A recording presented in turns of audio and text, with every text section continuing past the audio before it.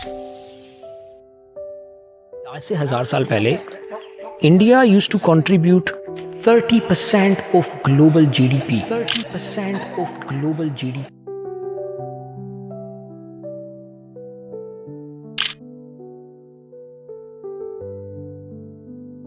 मैं इस बात को एक स्ट्रांगली बिलीव करता हूँ कि if you don't know where you come from, you don't know where you going, but if you understand where you are coming from, then you know how far you will गो।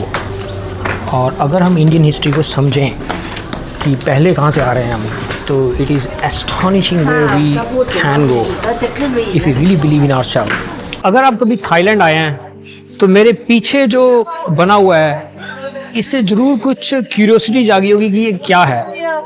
ये करीब 1 घंटा का drive है Bangkok से। अगर आपको किसी को आना हो यहाँ पर तो लुक फॉर अयोध्या बेसिकली।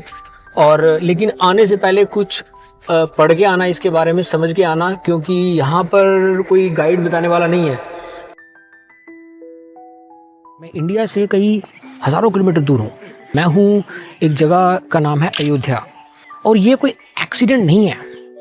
अगर आप देखो ये मेरे आसपास में, it is a complex of hundreds of temples across, और कई सौ सालों के पुराने हैं, है ना। और इसमें एक चीज़ जो इम्पोर्टेंट है कि ये सभी इंडियन मिथोलॉजीज़ के ऊपर हैं, है ना। ये सब टेम्पल्स हैं भगवान राम, हनुमान, शिव, विष्णु। मैं कई देशों में गया आसपास। यहाँ से थोड़ा सा आगे है कंबोडिया, एक कंट्री है। कंबोडिया में एंकोर वॉट है, कई किलोमीटर्स में टेम्पल्स फैले हुए हैं। मैं इधर लाओ, एक कंट्री है साथ में इंडिया के पास में, वहाँ पे भी कई टेम्पल्स हैं। इन सब टेम्पल्स में एक चीज़ कॉमन है, सब हिंदू धर्म के हिसाब से हैं। और अगर तुम सोचो, प्लेन्स, हवाई जहाज तो 100 साल पहले शुरू हुए हैं ना। 100 साल पहले से लोग फ्लाई करने, उससे पहले कोई फ्लाई करता ही नहीं था, और उससे पहले कारें भी नहीं बनी थी, है ना। तो जो बहुत कम लोग थे जो एक्चुअल में ट्रैवल कर सकते थे क्रॉस नेशंस, है ना। कई 100 साल पहले, 1000 साल पहले ये इंडियन टेम्पल्स जो विदेशों में फैले हुए हैं, this is the evidence of Indian influence on the world. ये कई देशों में मैंने देखा है ना। और आई होप कि ये सब कुछ और हमें सिखाया जाए इन स्कूलों में, ताकि बच्चों को पता लगे वेयर वी कम फ्रॉम। आज की डेट में यूएस इकोनॉमी 25% दुनिया की जीडीपी को कंट्रीब्यूट करती है।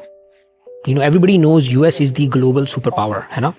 US is 4% of world population and it contributes 25% of the global GDP. क्यों? क्योंकि सब बड़ी बड़ी पावरफुल कंपनीज वहीं से हैं।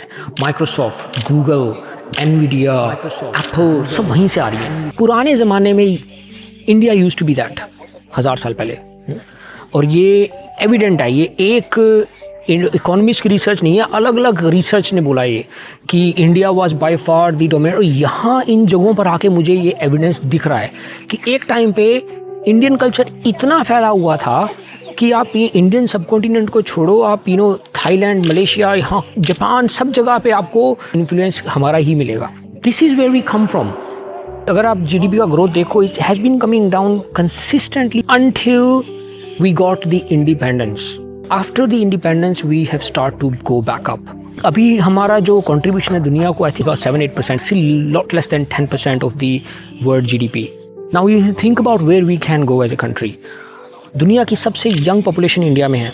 चाइनीज़ बहुत अच्छा कर रहे हैं, जापानीज़ ने बड़ा अच्छा किया, लेकिन जापानीज़ में they are struggling because they don't have young people. सभी लोग बूढ़े हो रहे हैं। वेस्टर्न कंट्रीज़ में देखो, growth rate is really low. Even in China उनका 1 चाइल्ड पॉलिसी की वजह से they are now struggling for young people.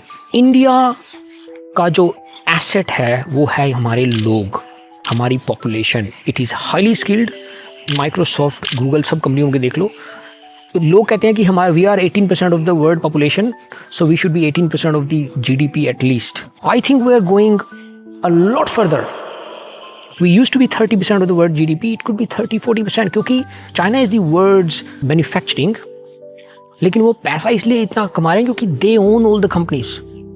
India is the tech capital of the world, लेकिन इंडिया ओन नहीं करता कंपनीज को, इसलिए we are not that wealthy as US is. Now is the time to build companies. तो जो chat-wise का जो vision है हमारा वो इनवर्ड लुकिंग नहीं है। We want all of you to build a company to just serve Indian customers. No, we want to serve the world.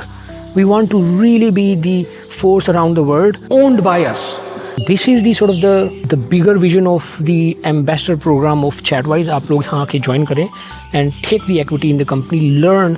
We are up against people like Facebook, Meta, large companies। जब भी कोई decision आएगा हम सब मिलके करेंगे और उस डिसीजन मेकिंग में everybody is learning. And future तो किसी ने देखा ही नहीं है, मुझे सिर्फ ये पता है कि we are going in the right direction.